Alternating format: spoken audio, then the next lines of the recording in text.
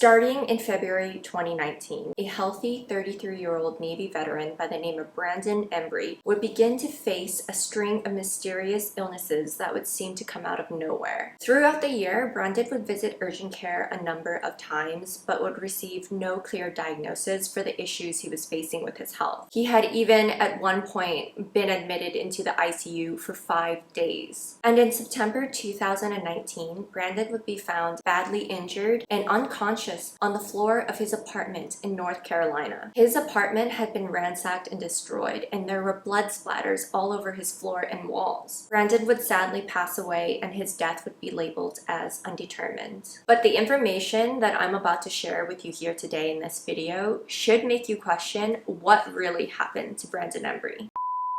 My name is Jen, and this is my reliable assistant, Miss Hazel, and we cover true crime cases on this channel. If you enjoy watching my videos, please don't forget to click the like and subscribe button, and please don't forget to hit the notification bell so that you don't miss out on any of my future videos. A few weeks ago, a woman by the name of Sarah Lee reached out to me via my YouTube channel, and she asked if I could cover the death of her son, Brandon Embry. When I did look into the case, I was shocked to find out about all of the horrific events that took place and the severe injustice that Brandon's case has received. I've spent almost every single day for the last few weeks researching Brandon's case. I don't agree with the conclusion that the authorities came to for his death. Sarah is still to this very day trying to seek justice for her son, and I want to share all of the information that Sarah shared with me with you guys. Before we jump into the case, I just want to make it very clear that no one's been charged in Brandon's case, and in fact the case has been closed. But Sarah is fighting to have Brandon's case reinvestigated because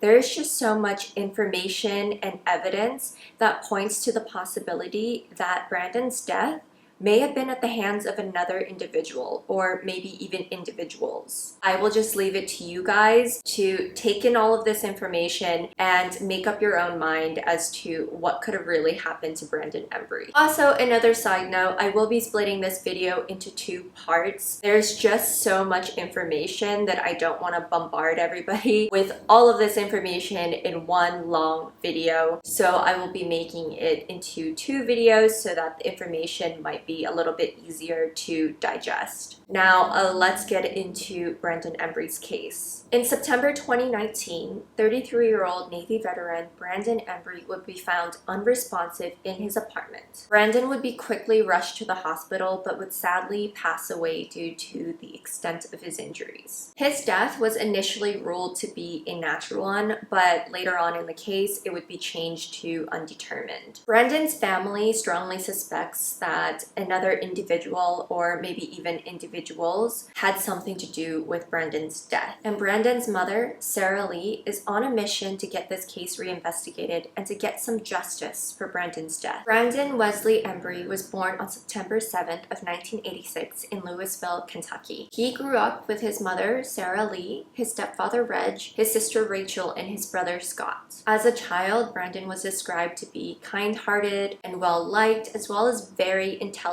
and somebody who really enjoyed to spend his free time reading books. Sarah even recalls a time when Brandon was younger where some neighborhood kids would come over to their house, ring the doorbell, and invite Brandon out to play. But Brandon, who was reading, would tell them, "I'm reading a book right now, but I'll think about it." Brandon genuinely just loved to learn and to read, and he had no issues with keeping himself entertained. In school, Brandon really enjoyed and excelled in math, science, history, and even participated in a number of spelling bees. And when Brandon turned 18, Brandon would surprise Sarah and his family with the news that he had enlisted in the Navy. Sarah wasn't at all surprised that Brandon wanted to enlist in the Navy. She was just more surprised that he had done so quickly. Sarah remembers that Brandon had told her that he was going to go and visit a recruiting office just to get some more information, but then on that that same day, he would come back with the papers already signed. Brandon was no stranger to the military. In fact, both Sarah and Reg were very involved with the military while Brandon and his siblings were growing up. So they were proud to hear that Brandon wanted to follow in their footsteps. Brandon was in great physical shape for somebody who wanted to be in the Navy. He played football from middle school all the way up until high school, and he was also into powerlifting. Brandon had enlisted into the United States Navy as a nuclear machine mate, and after his training period, he was stationed out in Hawaii, specifically at Pearl Harbor. Brandon's career in the Navy would end after just 5 years due to a back injury, after which he would be honorably discharged. After being discharged, Brandon would head back to Washington State, where his family would reside, and he was about 23 years old at this time. Brandon moved back to Washington in 2009, and when he did move back, he would move in with his parents in a suburb that they were living in called Monroe. Monroe is just north of Seattle, and Brandon would end up finding some work in that area and calling it home for the next few years. Brandon's family did decide to move out of Washington State, and because of this, Brandon decided that he would get his own apartment in Everett, Washington. The disability paychecks that he was receiving from the Navy, as well as all of the savings that he accumulated during his career, definitely made it a lot easier for him to live on his own. However, after just a few years of working, Brandon would decide that he wanted to go back and study. So he would enroll in a community college called Green River, which was south of Seattle. Unfortunately, due to the support that he was receiving from the GI Bill, he was able to go back to studying full-time. He was even receiving a living stipend from the Navy while he was studying. Brandon would pursue a bioengineering and chemical pre-engineering degree at Green River, and he would earn his degree in 2 years. After earning his degree at Green River, Brandon would continue on to the University of Washington, where he planned to pursue a 4-year degree in engineering. Brandon's mom doesn't recall Brandon being in any relationships during high school, and I doubt he had much time to date while he was in the Navy. So he would only really begin to start dating during the time that he went back to studying. And at the age of 29, when Brandon had enrolled into the University of Washington, he would meet a girl and they would get into a relationship, and shortly after they would move in together. Shortly after though, his relationship would begin to put a huge financial strain on him, and this was just made all the more difficult by the fact that the area that he was living in was just so expensive. At this time, Brandon was working part-time as well as studying full-time just to keep up with his financial obligations, and he was really struggling under a very challenging course load. His relationship would sadly not work out, and his ex would end up moving out of the apartment, which would leave Brandon to be the only person paying for the apartment that they had leased together. And remember, Brandon's family had all moved out of Washington State, and I don't think he really had a social circle where he was living. So now that he didn't have his family there and his girlfriend was no longer with him, he really did feel lonely, and I think this is one of the biggest reasons that he would decide to move out of Washington.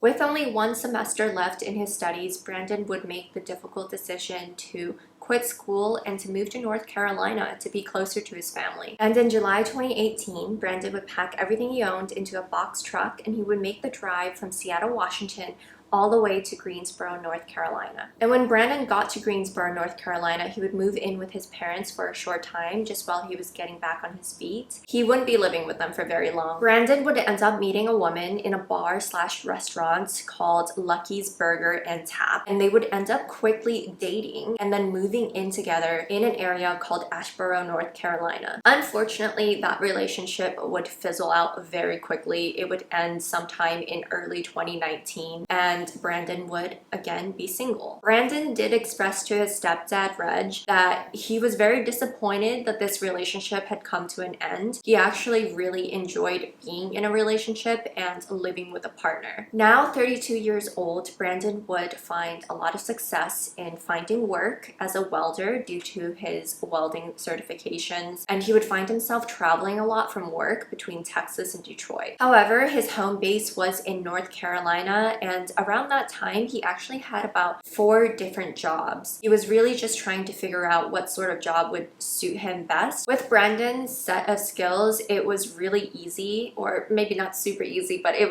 wasn't hard for him to find a job. So he really took advantage of that opportunity to explore all the different options presented to him. Now, starting in early 2019, Brandon would begin to unexpectedly struggle with his health. He would end up having to go to urgent care multiple times throughout 2019 with symptoms such as nausea, fatigue, vomiting, and severe abdominal pain. There were times where he would become so ill that he would end up being disoriented and would just pass out. He also complained of being very hot all the time, like feeling very overheated. A number of blood tests and EKGs were done on Brandon, but medical professionals just weren't able to tell him or his family what was going on with his health. It really just didn't make sense to Brandon or his family because all of his blood tests came out fine. Sarah Lee said that Brandon had about 9 or 10 drug tests taken due to medical or employment reasons, and each time they would come out clean. Around this time, Brandon was also facing issues with low testosterone production levels, and this led him to go to seek help from a medical professional where he would then be prescribed hormones to address the issue. His medication was administered via shots, and he would do this at home by himself, and each shot that he took contained a small amount of HCG, which is basically used to stimulate the body's production of testosterone. So this means that Brandon had to keep a supply of disposable hypodermic needles with him, as well as small vials of liquid. Be sure to keep this in mind because this little piece of information will be very important later on in the case.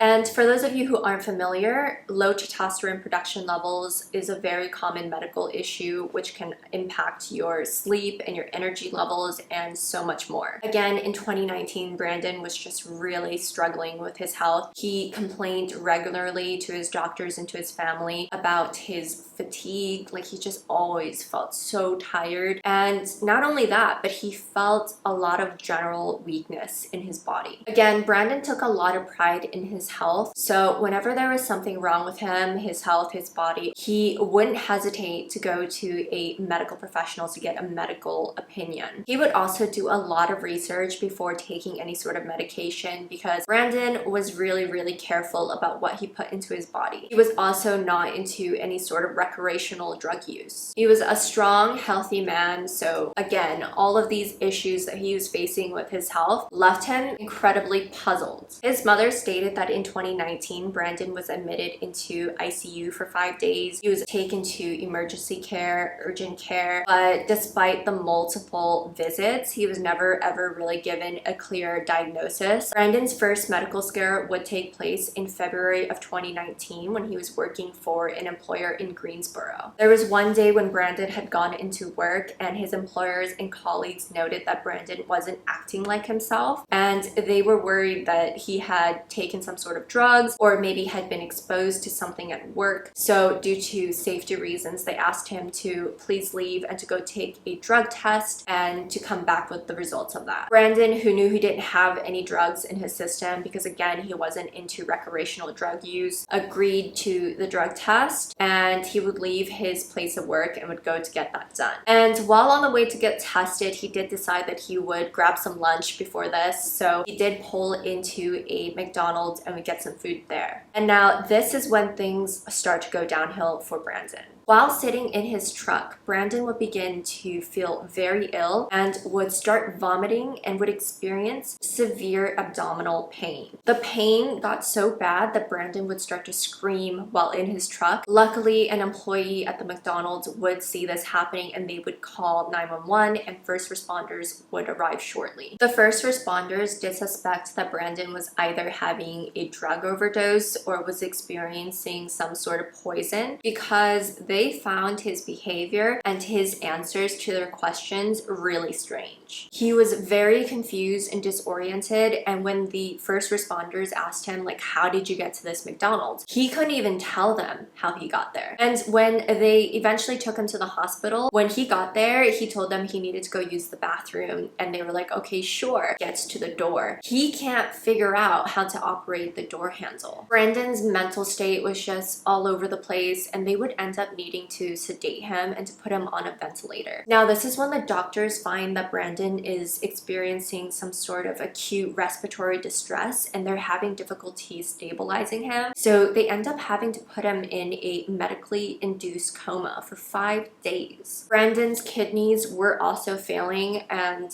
they would have to put him on dialysis. While he was in the ICU and all of this was happening, they ran a number of tests on him, but again, nothing came up to give them any sort of idea about what was going on with his body. When Brandon finally stabilized and he woke up, he apparently had no memory as to like what had happened over these last few days. He didn't remember any of it. He didn't remember the McDonald's. He didn't remember being rushed to the hospital. Nothing. When Brandon spoke to his mother, Sarah Lee, he was very upset. He told her that he felt like he had been profiled as a drug user from the very beginning. And this was very upsetting to him because, again, he was very against recreational drugs. Now, Brandon's second medical scare would take place on April 24th, 2019 at around 7:30 a.m. while he was working at a new job. Brandon had felt very hot and very overheated and felt like he was about to pass out. Shortly after that, he would actually pass out and hit the floor. However, he would quickly wake up and then just get up and continue working. But then the same thing would happen again. And this time, EMS would be called and he would be rushed to the hospital. He would be taken to Ashborough Hospital, where he would tell them he felt very dizzy. He was experiencing abdominal pain,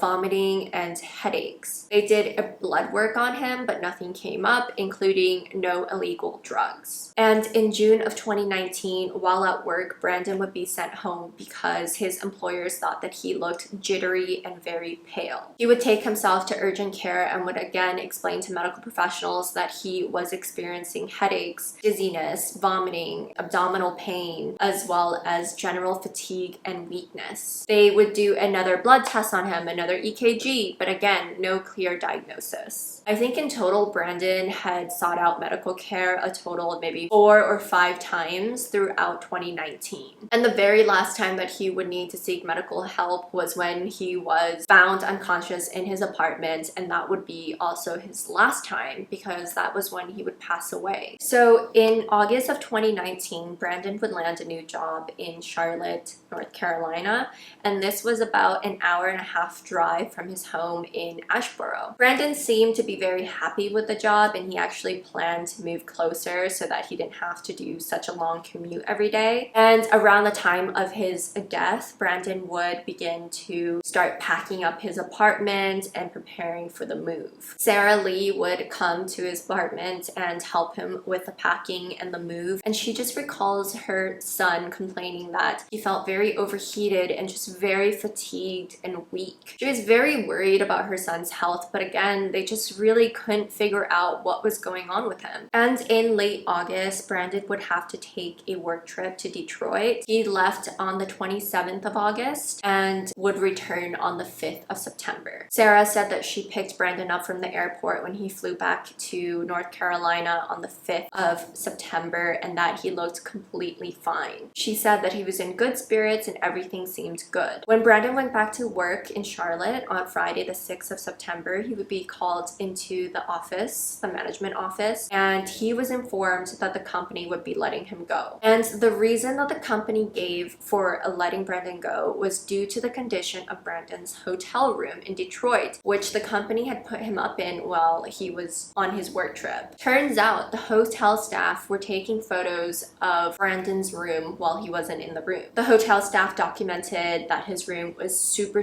messy, and they had even taken photos of his personal medication. The reason for this is unclear because Brandon hadn't even checked out of the hotel room yet when they had taken all those photos. And not to mention, it's a complete invasion of one's privacy, so I really don't understand why this was done. I wonder if it was maybe the strange circumstances around his house. Maybe that had something to do with it. I'm not sure. Sarah Lee is still trying to find out what happened, like why they took these photos. She's still trying to find out the reason for this. So after being let go on Friday the 6th of September, Brandon would leave the office and he would go over to his mother's house and he would explain to her what had just happened. His mom says that he didn't really seem upset about this at all. To be honest, he was totally fine about it. Brandon's set of skills were very sought after, so again, it wasn't hard for him to find a new job. And he actually told Sarah that earlier that day a recruiter had actually called him and he was speaking to them about a potential new opportunity. So he was feeling very optimistic about things and not at all upset that he had just lost his job. So on that same Friday, Sarah would ask Brandon if he could stay at their family home and watch their dogs because Reg was out of town. I think he was in Seattle doing something. Sarah herself needed to make a trip to Kentucky to pick up Rachel, who is Brandon's sister. And she told him, you know, I'll be back tomorrow, which would be Saturday the 7th. And you just stay overnight and take care of the dogs. Since Brandon didn't really have anything going on at that time, he was like, yeah, sure, I don't mind. And he would stay at his family's home. However, when they would say their goodbyes, Sarah would have absolutely no idea that this would be the last time she would ever see her son alive. Sarah was traveling back to North Carolina from Kentucky on Saturday the 7th of September, and this would actually be Brandon's 33rd birthday. She would call him on the phone and they would chat for a few minutes and she would tell him, you know, happy birthday, I really want to take you out to dinner, let me know when you're free, we'll celebrate when I'm back. Sarah would only arrive home on Saturday around 8 or 9 p.m. and by the time she arrived home, she was sad to see that Brandon was no longer there. He had already left because he was apparently meeting some girl that evening, but eventually he did text his stepdad to tell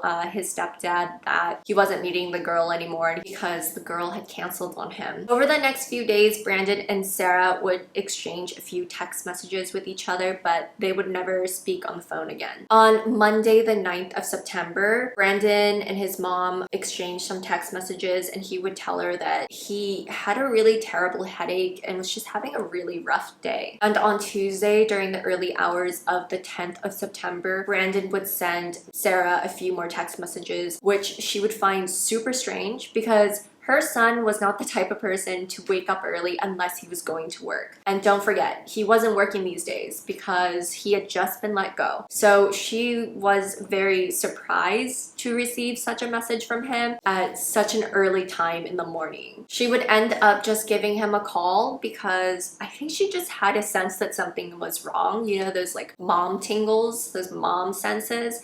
I think she had one of those moments and would try to give her son a call, but he didn't pick up. On Tuesday night, Sarah would try to call Brandon again around 8 p.m. and then again at 10:08 p.m. But again, he just didn't answer, and this was very unlike her son. Brandon would always pick up his mom's phone call or would immediately call her back right after, but this time he didn't. Sarah would continue to wait for Brandon's call, but Wednesday would roll by and he still hadn't called her back. He didn't even text her back. She tried to call him again on Wednesday the 11th of September at around 3:32 p.m. But again, it just went straight to voicemail. Sarah was starting to feel very worried because Brandon was always in contact with his family. So for him to just go completely silent like this, it was just very, very unlike him. Sarah decided that on Thursday the 12th of September, she would just go and pop in at his apartment and just check in on him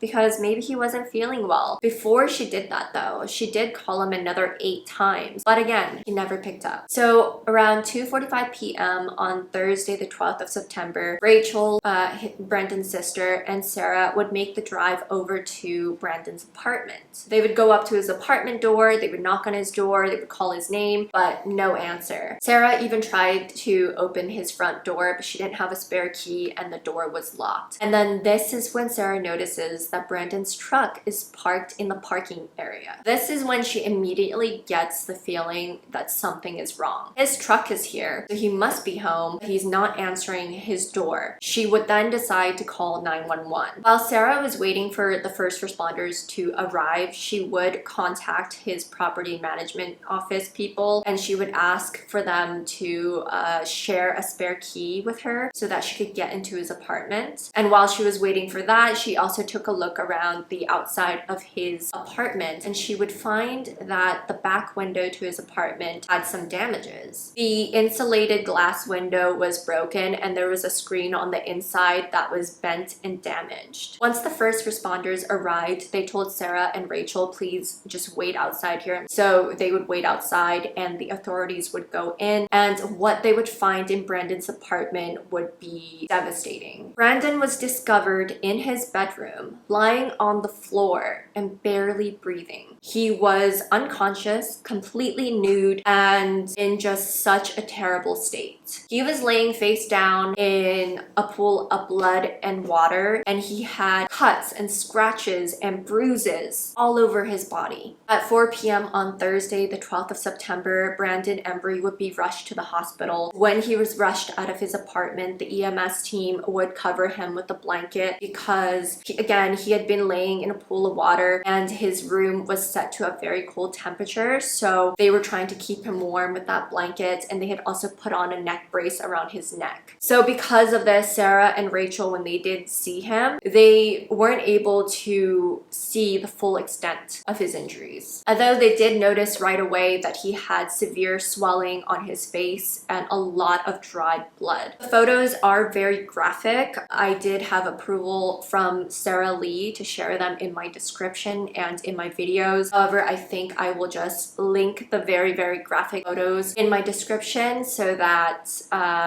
for those of you who want to go and look at that, please just keep in mind that they are very graphic and do so at your own discretion. Sarah and Rachel would follow Brandon to the hospital, and soon after, the Asheboro police station detectives would arrive to tape their statements. The detectives would ask Sarah and Rachel for some information on Brandon, and they even asked Brandon had a girlfriend. Rachel did state that Brandon was dating around, however, it was super casual and he didn't have a serious girlfriend at this time. Rachel did state that she recalls that Brandon was talking to some girl from Russia, but that he had told her that it probably wasn't going to work out because of the distance. So after some time, the ER doctors did come out to speak with Rachel and Sarah and to just tell them that Brandon's condition was not looking good. He was in such a bad condition that he needed to be transferred to a different hospital called the Moses Cone Hospital for a higher level of medical care. Sadly, Brandon's health would continue to decline and he would end up on 3 forms of different life support functions. The hospital had run a number of tests on Brandon, including a toxicology panel, but again, nothing would come up. However, the doctors did note that they did find high levels of diphenhydramine in his system, which is basically a main ingredient in Benadryl. This ingredient is also used in a number of sleeping medications. When speaking with the ER doctors, Sarah and Rachel were informed that Brandon had very likely been down and unconscious for several days. This is when Sarah shared something very interesting with me. Sarah shared with me that on Thursday morning, the 12th of September, in the very early morning where Brandon was found, his phone actually connected back to his apartment Wi-Fi. Sarah found this very strange because she wondered if her son was unconscious, how did he manage to turn on his phone and connect to his Wi-Fi? Was it Brandon who did it, or did somebody else do this? Now, at this point, Brandon's injuries were so extensive that the road to recovery just wasn't looking good for him. His organs were failing, and it was just looking less and less likely that he was going to be making a successful recovery. His body also just wasn't responding well to the treatments. And due to the extent of his injuries and his unlikely recovery, Brandon was taken off of life support on Friday the 13th of September 2019 at 8:57 p.m. And that is when Brandon would pass away. I can't even begin to imagine just how traumatic of an experience this must have been for Sarah and Rachel and their whole family. And it's also very sad because Reg, Brandon's stepdad, wasn't in the state at the time. He was actually in Seattle and he wasn't able to be there with Sarah and Rachel when this happened. So while Brandon was in the hospital and was fighting for his life, detectives did get started on the investigation of Brandon's case. And the lead detective on Brandon's case was a man by the name of Detective Sudith, and he was being supported by a female detective by the name of Detective Johnson. The detectives and the crime scene techs had taken hundreds of photos of Brandon's apartment on Thursday and Friday. And I want to quickly clarify that Sarah was actually not aware of the state of Brandon's room when they first found him in his apartment. Because remember, Sarah and Rachel had been told to wait outside of the apartment, so they never went inside or got a peek inside of what it looked like when Brandon was found. She would only see the full state of the room once Brandon had passed away, and she and her family needed to go back to Brandon's apartment to clean it all out so that they could return the room to the landlord. So from the moment you walk into Brandon's apartment, all you can see is just a mountain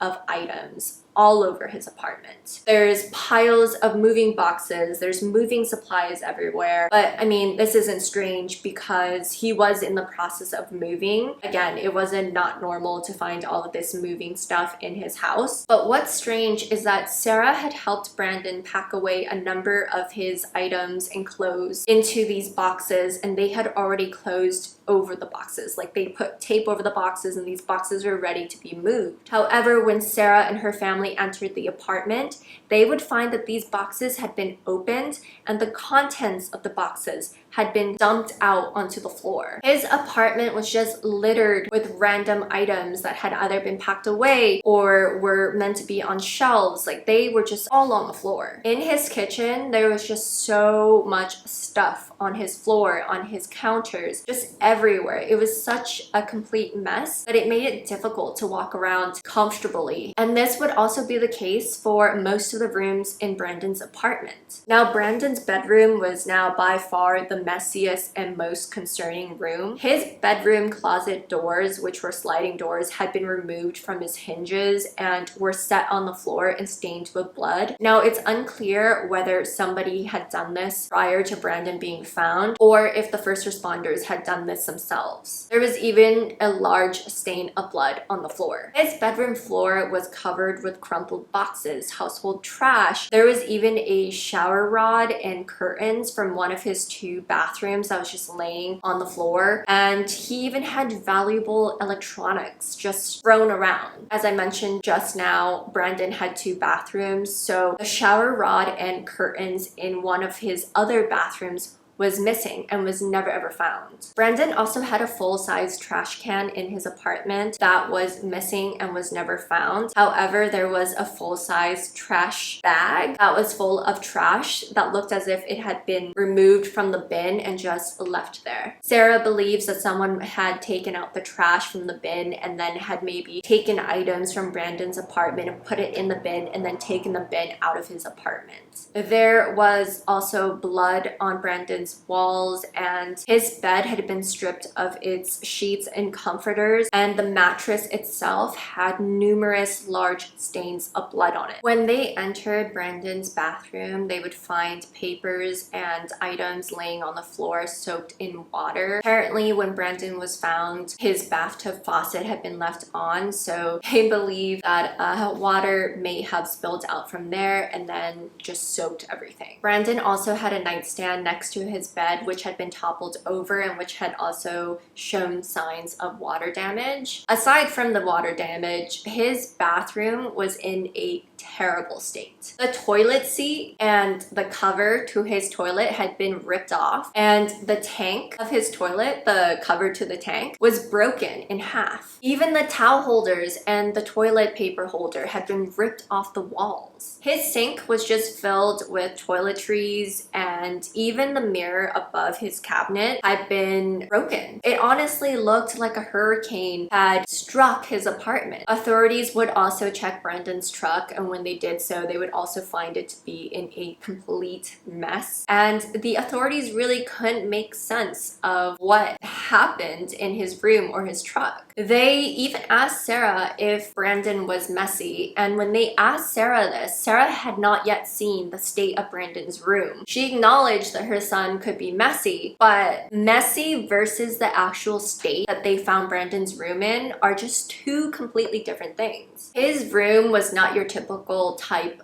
of messy. It was destroyed. I think that is the better word to use to describe his room. It honestly looked like someone had come into his room, had done something terribly bad, ransacked his room, and then left his room like that. Now, when Brandon was discovered and brought to the hospital, the doctors made several notes of the extent of his injuries. The first thing that they noticed when Brandon was brought in was the fact that he had blood encrusting his face. He was bleeding from a wound on his eyebrow as well as through his nostrils. The wound on his eyebrow was described to be a Y-shaped wound and was fairly deep, was described to be the type of wound that you would typically need to get stitches for. The area around Brandon's eyes had very bad discoloration, and this is a sign indicative of a skull fracture. They would also find scratches on Brandon's body, and these scratches looked like they had been done by somebody's fingernails. Detective Sudas stated that Brandon had contusions on his back which were consistent with being struck with a hard object, such as a metal rod or a baseball bat. Brandon also had severe bruising all over his body, and he also had a bruised left lung,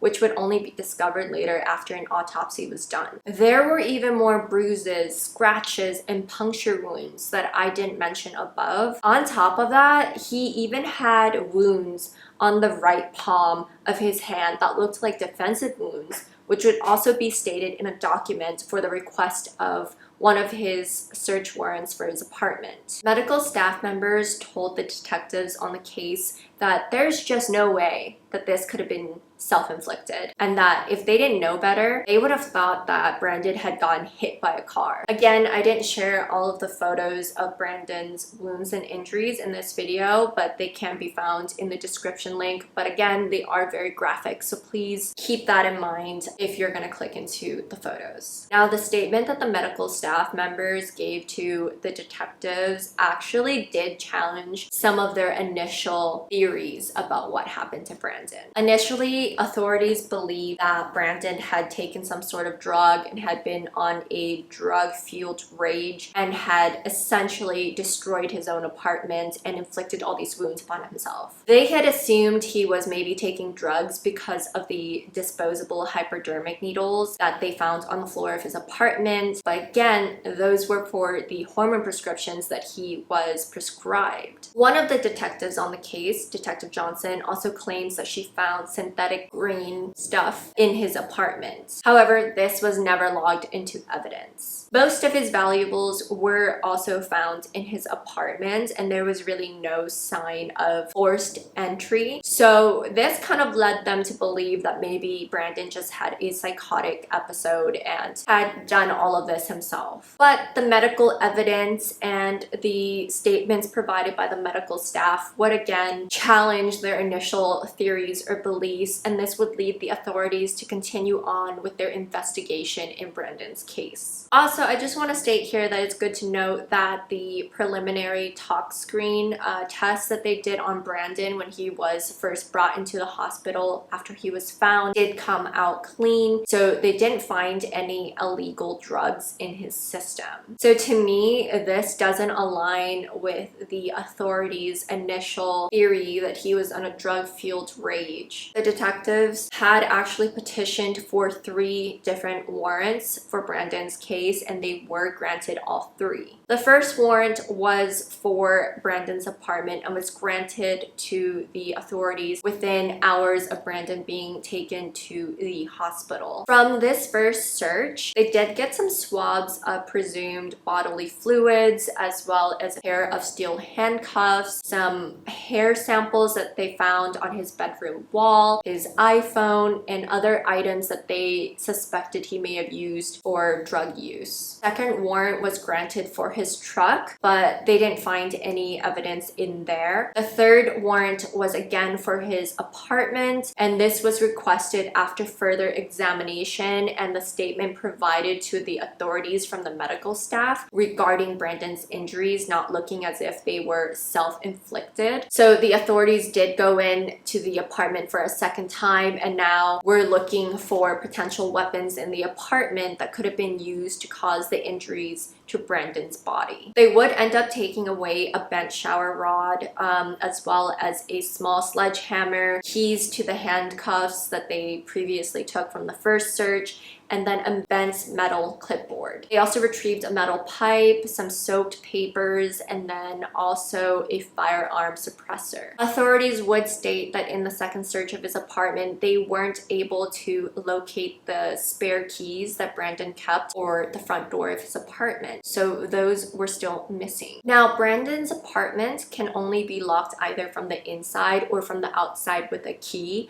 And they even stated that due to his condition, it's very unlikely that Brandon had locked his own apartment door from the inside. So they suspected that maybe somebody took his spare key and had locked Brandon inside his apartment with that key. So at this point, it looks like things are really progressing in the case, but unfortunately, that would turn out to not be the case. When Brandon's autopsy results were released, his death was labeled as a natural death. The autopsy was done by a medical examiner who had all of the medical records from the hospital, as well as access to all of the information that the police had, in addition to learning everything that she possibly could from Brandon's body. But she still came to the conclusion that Brandon's death was a natural death. Specifically, she stated that Brandon had passed away due to pneumonia. The medical examiner also stated that the pneumonia could have been the reason for the multi-organ failure, as well as the sepsis that Brandon was diagnosed with when he was last taken to the hospital before he passed. And she believes that Brandon could have had this pneumonia, or that it was present in him, before he was admitted into the hospital. But Sarah had his medical report and he was tested for pneumonia, which the results came out negative. But even if the pneumonia had been present, maybe it would have happened, or it would have been caused when he was laying in a pool of water for days on the floor of his apartment. This is actually something that Sarah would tell the ME, and the ME would state that she actually had no idea that Brandon was found laying in water or that he was hypothermic. Now, this is strange because this was in his medical records, and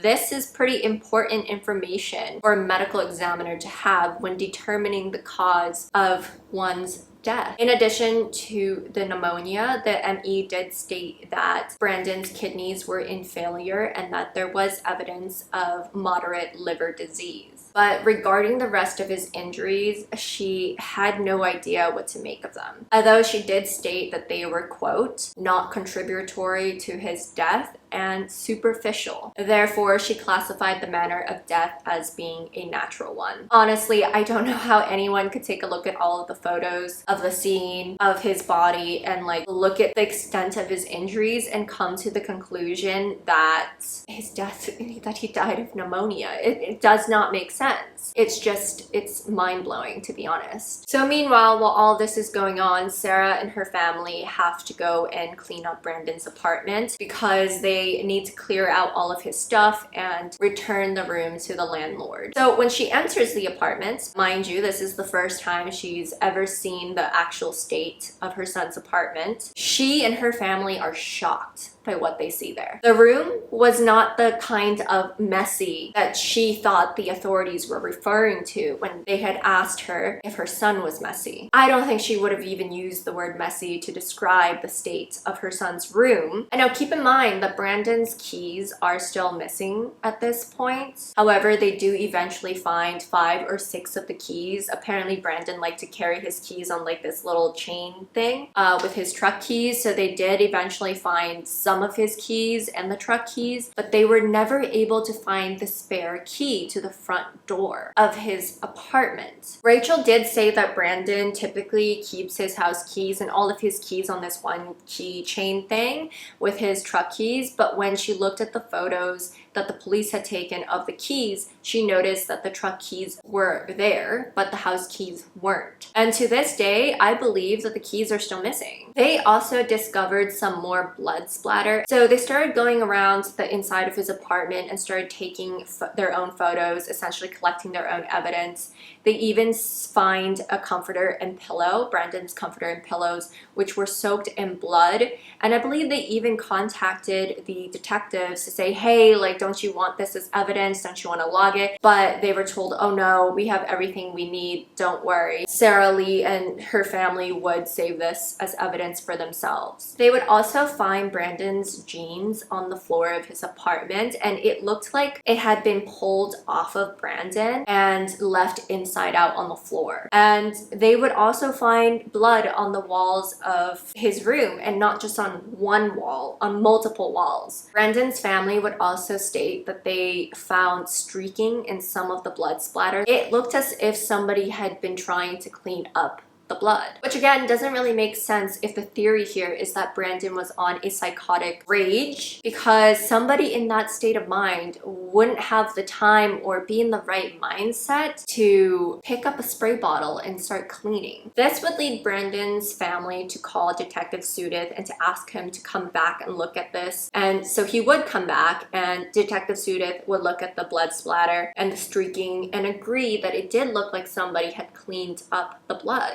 Brandon's investigation would carry on into the rest of the year and even into 2020. Eventually, authorities would be able to get hold of his financial records. This allowed the authorities and also Brandon's family to get an idea of what his last few days were like, or what he was doing in those last few days. On his financial records, it showed that on Sunday the 8th of September 2019 at around 10:26 p.m., about 4 days before Brandon would be found, he had ordered pizza from Dominos, and he did sign for the pizza because Sarah acknowledged that, okay, this signature does look like it's Brandon's handwriting. And on Tuesday, September the 10th at around 11:27 a.m., there was record of an in-store purchase at a store called Adam and Eve. The authorities did go to Adam and Eve and did go and speak to the staff. They did tell the authorities that yes, you know, Brandon's been in here before, but they couldn't confirm whether or not Brandon was actually there himself to make the in-store purchase on the 10th of September. The products that were purchased on that day were not found in Brandon's apartment, so it really does make you wonder where they are and who he might have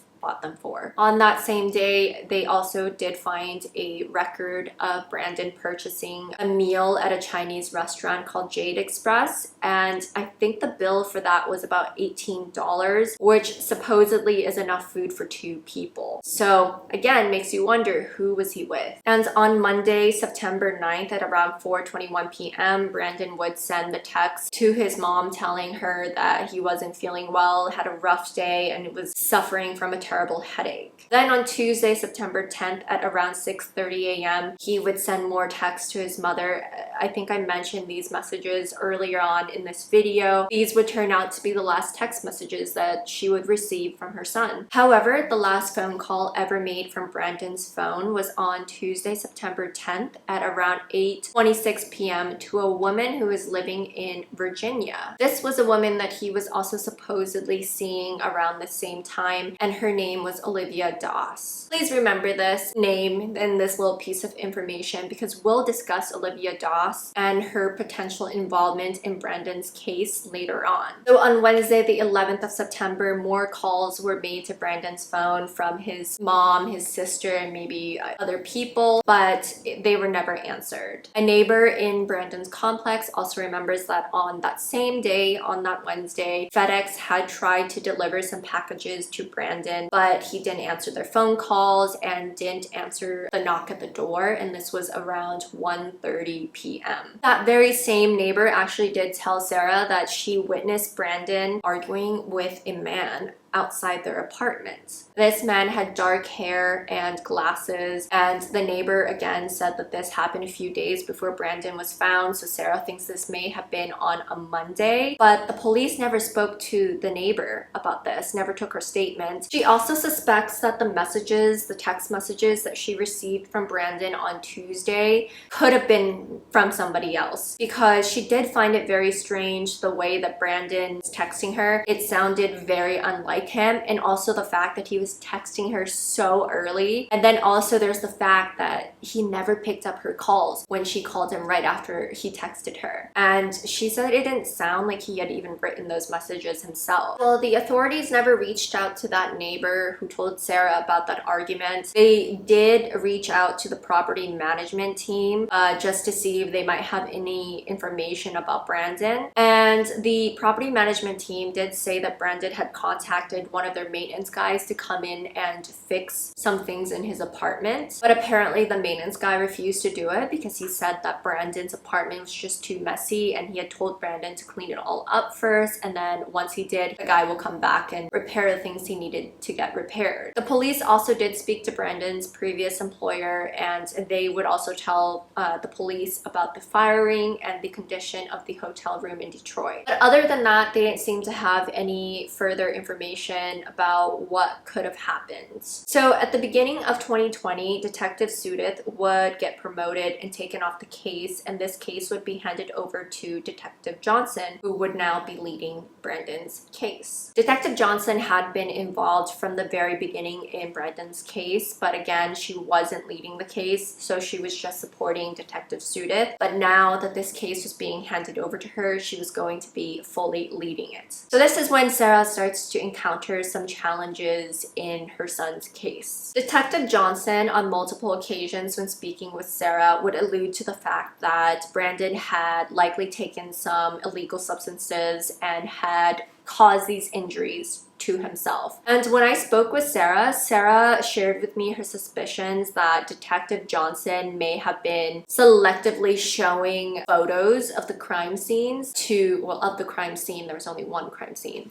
to the medical examiner. Apparently the ME claims that they had never seen the blood-soaked pillow that was found in Brandon's apartment. Also, on the blood-soaked pillow, you'll see that there's this green unidentified liquid on it, which was also never tested. On February 7th, 2020, the ME would make an amendment in her autopsy report to change the manner of death from natural to undetermined. Sarah believes that this change in classification may have been a result of Detective Johnson's theory that Brandon had consumed some sort of illegal substance, which may have metabolized before Brandon was found and admitted into the hospital. The new report would read that upon further discussion of the case, that Brandon's organ damage may have been caused by a substance ingestion on September 10th that had been metabolized by September 12th. Further, the ME wrote, substance ingestion may have been the cause of death, and this cannot be proven or disproven by the autopsy findings. And 5 months after this investigation began, on February 27th of 2020, Detective Johnson would make the decision to close Brandon's case. According to Detective Johnson, the reasons for closing this case were very clear. Brandon's apartment had been locked, and there was no sign of forced entry.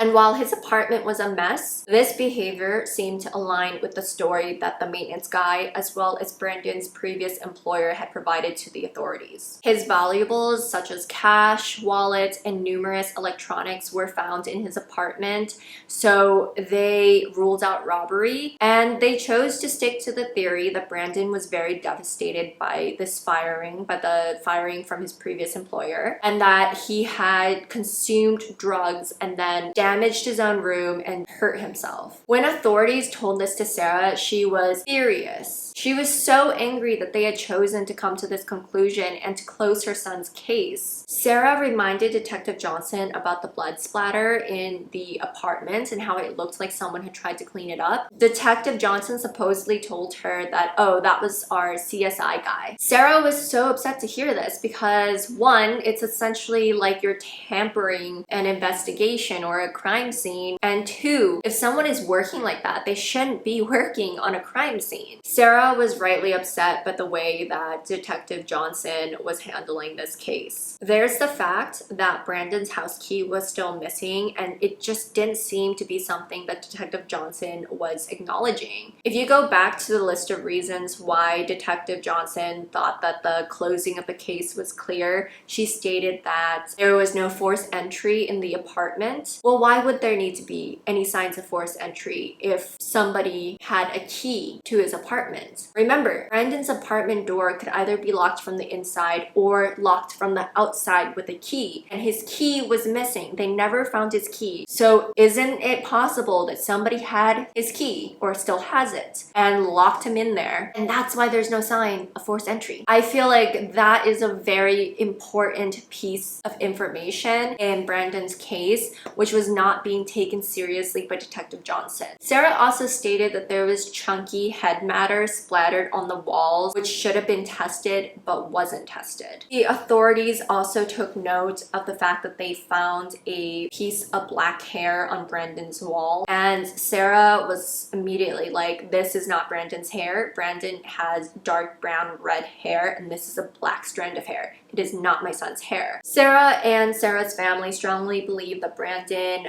did not die from pneumonia, nor did he die from some drug-fueled rage. Sarah stated that Brandon was adamant against taking recreational drugs and that he was very careful about this sort of stuff. Remember, Brandon took good care of his health. He really cared about what he put into his body. He worked out regularly, and he took a lot of pride in taking good care of his body. He wasn't a big drinker. He would occasionally have a drink or two when he would go out to meet his friends, or if he was at a social gathering, but it was not something that he would do every day or regularly. So eventually Sarah decides that she's going to take this investigation into her own hands, and she's going to continue the search for answers on her own, because it looks like she can't rely on the authorities to help her to find answers anymore. While Sarah was on her own search for answers, her search would lead her to a woman named Cassandra Gainey. Remember when I mentioned earlier that Brandon had gotten into a relationship very quickly after moving to North Carolina in 2018? Well, after that had fizzled out, Brandon would jump back into the dating scene, and he would start using online dating apps where he would meet Cassandra. It's unclear what the exact timeline of Brandon and Cassandra's relationship is, but Brandon did mention to Rachel that he had met Cassandra sometime in early January or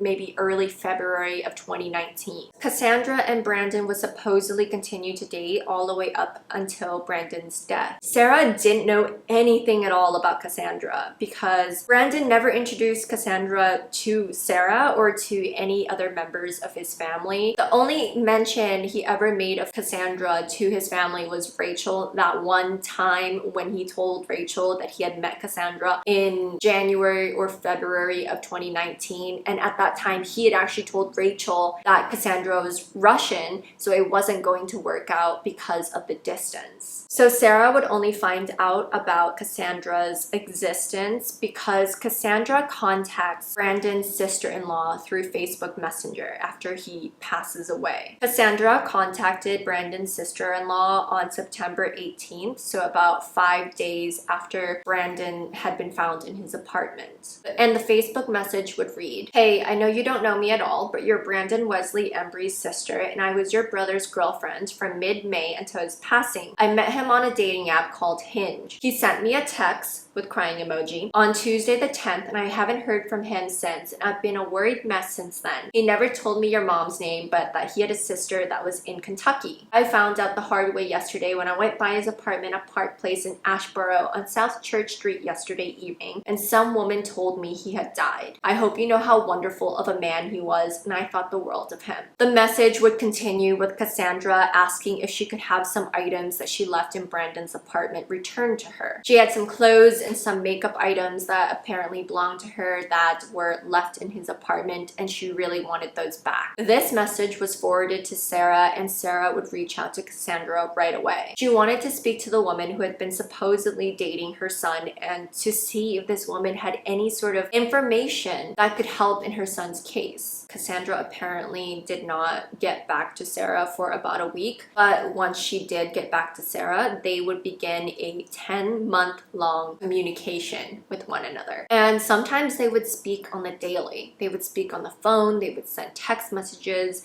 and they would even meet up in person. And this is when Sarah begins to uncover some bizarre and concerning information about Brandon and Cassandra's relationship, including the fact that Cassandra and Brandon supposedly began dating in early 2019, just around the same time when Brandon would begin to experience all of the health issues that I mentioned earlier in this video. However, this does conclude part 1 of the Brandon Embry case. Next week, we're going to be diving further into this case where I will be sharing information about Cassandra, Olivia. I'll be sharing recordings, more text messages, screenshots, medical reports, and just tons of information that is super important to this case and to the development of this story. I have linked into the description of this video a Facebook page that Sarah created for Brandon's case, as well as the GoFundMe that she started. Thank you so much for tuning in into this week's video. I hope to see you in part 2. And again, if you enjoy these videos, please don't forget to hit the notification bell so that you don't miss out on my future videos. And yes, thank you so much for all of your support, and I hope to see you guys in my next one. Bye.